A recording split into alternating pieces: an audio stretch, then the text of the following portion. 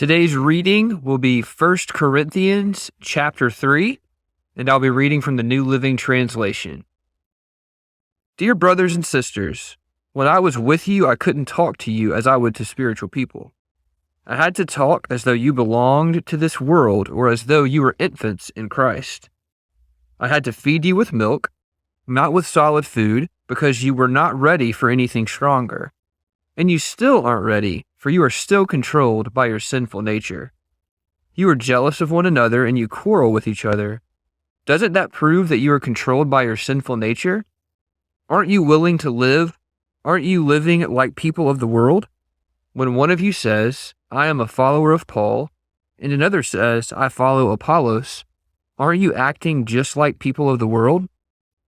After all, who is Apollos? Who is Paul?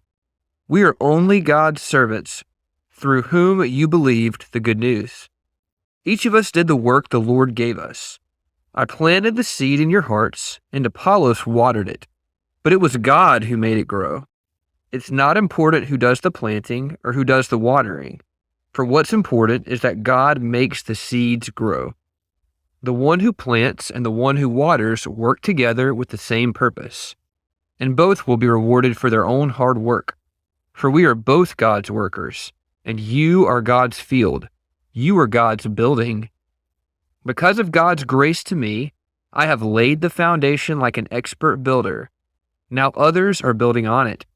But whoever is building on this foundation must be very careful, for no one can lay any foundation other than the one we already have, Jesus Christ.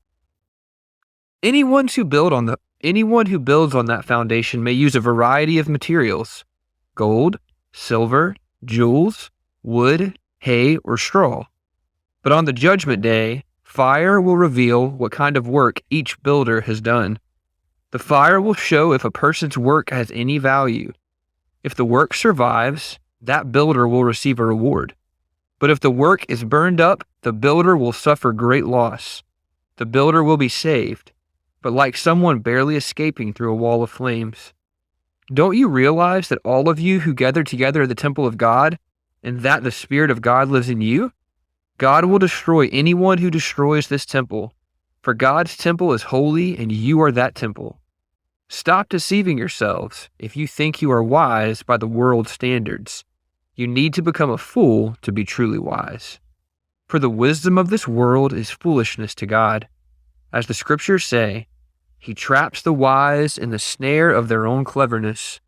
And again, the Lord knows the thoughts of the wise. He knows they are worthless. So do not boast about following a particular human leader, for everything belongs to you, whether Paul or Apollos or Peter or the world or life and death or the present and the future. Everything belongs to you, and you belong to Christ, and Christ belongs to God.